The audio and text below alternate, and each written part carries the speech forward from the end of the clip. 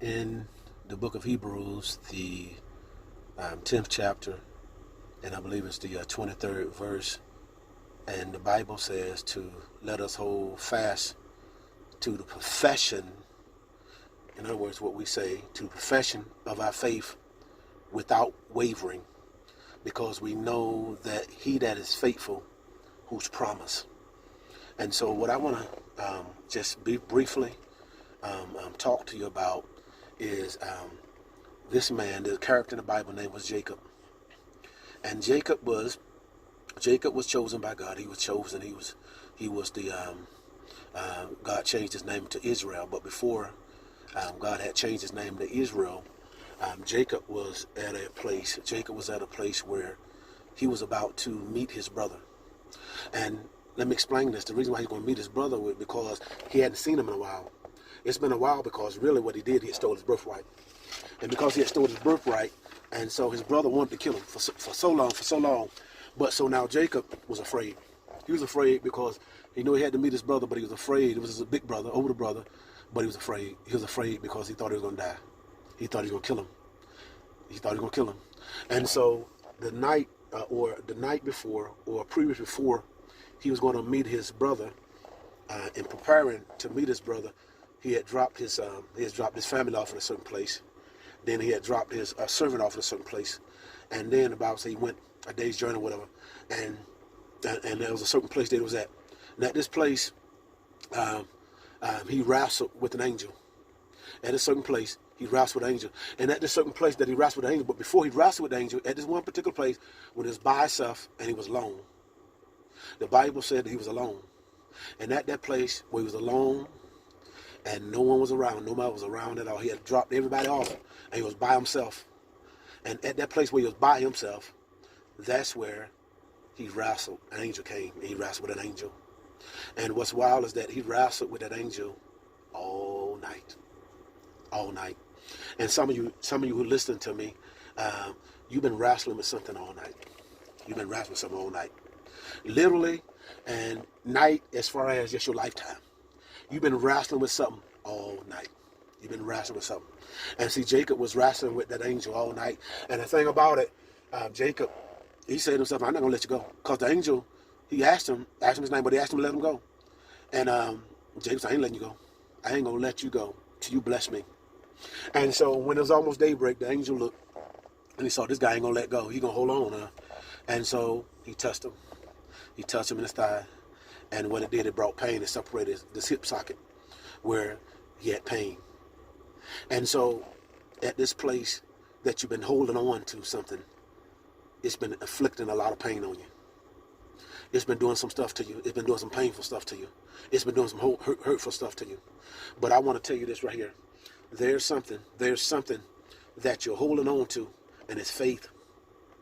And that faith is that one day, God, you're going to answer. One day, God, you're going to fulfill, and you're going to answer what I'm praying for. And so for that reason, many of you postured yourself in a position to wait, to hold on until it happens, just like Jacob. And see, but because Jacob held on and he waited, that angel blessed him.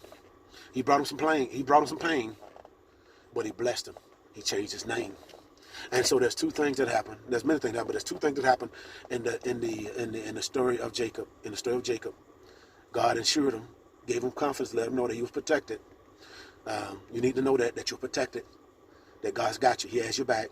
But also one of the things that God did with Jacob, he changed his walk. He changed how he viewed things. He changed how he see things. He changed how he processed things, how he processed life. And many of you, that's what's happening to you. God is changing your walk. He's changing how you view your brother, your sister. He's even changing how you view yourself. He's changing how you review God.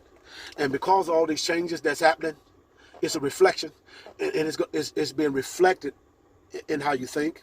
It's being reflected in how you walk and how you talk. There's a greater measure of maturity.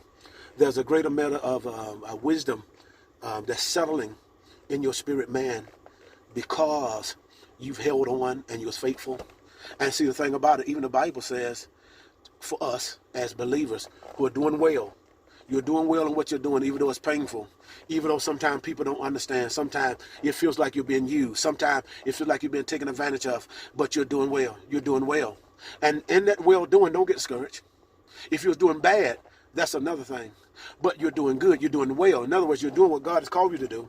You're doing well. And God, in that well-doing, he don't want you to be discouraged. Don't faint. Don't faint. Don't be discouraged and don't faint. And faint is simply getting tired and just wanting to give up. Stop doing what you're doing. You think you ain't doing it for you're doing it in vain. That's what it means when you faint. You become weary because you feel like it's useless. Why am I in this situation? It's useless. Why am I holding on? It's useless. Why am I praying? And useless. Why am I reading my Bible? It's useless. But it's not useless at all. There's a reason. And it says that love the Lord and well doing, be not weary.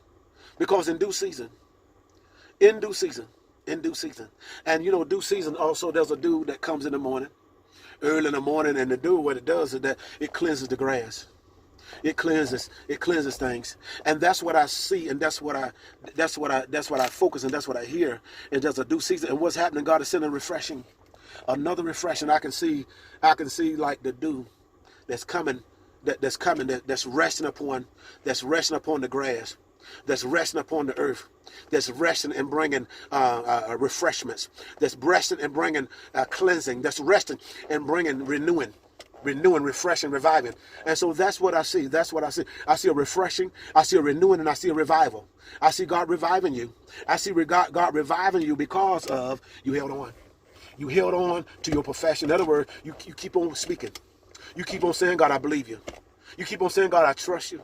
You keep on saying, I ain't going to walk away, God. You keep on saying, God, I'm going to believe you. You keep on saying, I'm going to hold on, God. I'm going to hold on. I'm going to hold on. If it hurts, I'm going to hold on. Because see the thing about it, anything, hear me, anything worth having is worth investing in it. If whatever you believe in for, invest in it. Invest your time in it. Invest your time in it. Even in a relationship, if you love somebody, you're going to invest time in them. If you don't, you don't love them. And so if you love this thing so much, invest time in them. If you love God, invest your time and invest your time in him. Invest your time and let him know. Hold on to him. Hold on to him. Keep your hands on him. Keep your hands on him. Don't let him go.